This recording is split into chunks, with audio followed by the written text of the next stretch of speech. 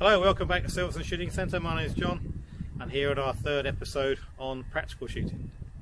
Now this is slightly different. We may be limited by a camera. I'm alone on the range and we use a gimbal camera rather than having someone I'm going to shoot. So that means simple, but we're not entirely sure it's going to be quick enough. So I'm going to slow my movements down. So before anybody complains about this as fast as I go, I can go quicker. Just may not choose to do so. The idea behind it is what we're going to teach you in this particular program is trigger finger safety. Two most common ways of getting disqualified from a competition is your muzzle going the wrong direction or running around with your finger on the trigger. Now those people who've done the training course we've done here remember trigger, trigger, trigger being shouted at you repeatedly. That is a safe trigger position. If you see all the police on TV etc wandering around, you'll see how obvious it is that this finger is out of the guard and pointing straight ahead.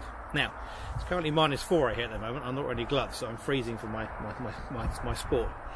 The idea here is that, as you can see, I've got a black lower. You can see my finger quite obviously, and so can the range officer. What he's looking for is making sure that finger's nice and straight.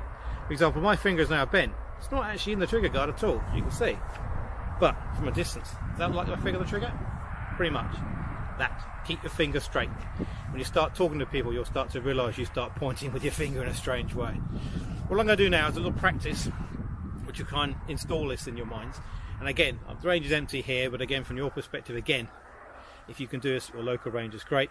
You can technically do this at home without an unloaded gun. Just practice the concept of moving the rifle with your finger off the trigger, firing, and then going back on the trigger. That's what you're trying to do, is connect your brain between its movement of your feet and your trigger finger. So if I'm on the trigger shooting at a gun, I move my foot straight away. It's your brain, making your brain do that. Now, hopefully this gimbal will figure out in terms of cameras. What I'm going to do is I'm going to go and shoot either side of the camera. Hopefully not shooting the camera, it costs 400 quid. And then ideally, as you see, you'll see my finger on and off the trigger. And again, I am going to do this slowly because I'm fast on the camera, which you'll never hear me say again probably. Right, same thing applies. Eyes are on, I've got my ears in. I'll get a load and make ready signal from the range command officer. Gun's loaded, I'm on safe, so I'm going to stand back and do a beep, and hopefully this will work. As you can see, finger is out the trigger, the beep will go off. I'm going to move across the right, take a couple of shots, and I'm going to be around the camera watching. The thing to look at is my trigger finger. So, safe again.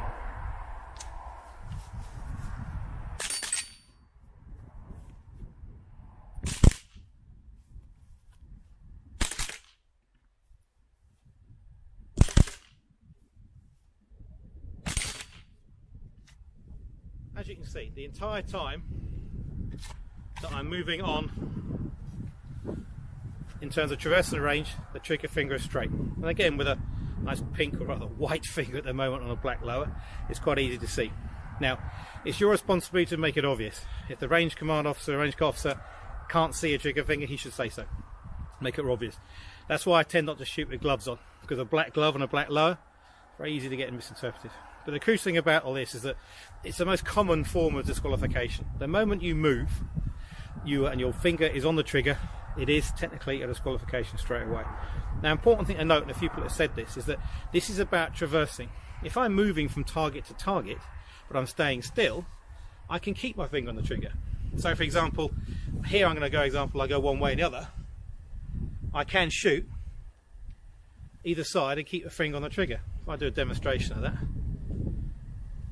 Again, I'll load up, safety's on, I'll do a start position, and what I'm going to do is I'm going to shoot a target either side of the camera. Hopefully not shooting the camera, but if I'm moving, finger's got to be off the trigger. But if I'm just traversing and then moving my from rifle from target to target, that's perfectly acceptable. So if you go on a moving type process, it is off the trigger, going forward and back, and then if it's going to be target to target, I can keep my finger on the trigger. So I start in a ready position.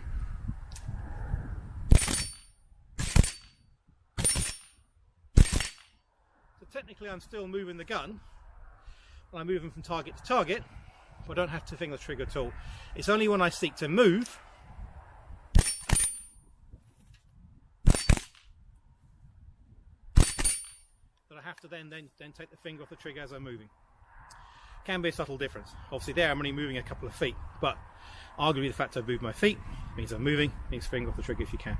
Okay, but at the same time, just move from target to target. You don't need to worry about a trigger finger because you are simply engaging a target albeit slightly different. Okay, that's lucky. Out of rounds again. Thank you once again. Little short progress, and again, all these little program designs just help you. There is no right or wrong way of shooting, like I said in previous times. It's what suits you. This is about giving you an idea, the sort of thing you can practice at home range, everything will be. Obviously at home with a not loaded gun. But the idea is literally getting that muscle memory. Every time you move your feet, that finger is connected to your foot almost. In the same way, realising that you can traverse from target to target without necessarily taking your finger off the trigger. As ever, subscribe, check, watch, comment. Happy to any comments you got from that. Hope to see you soon. Right, cheers.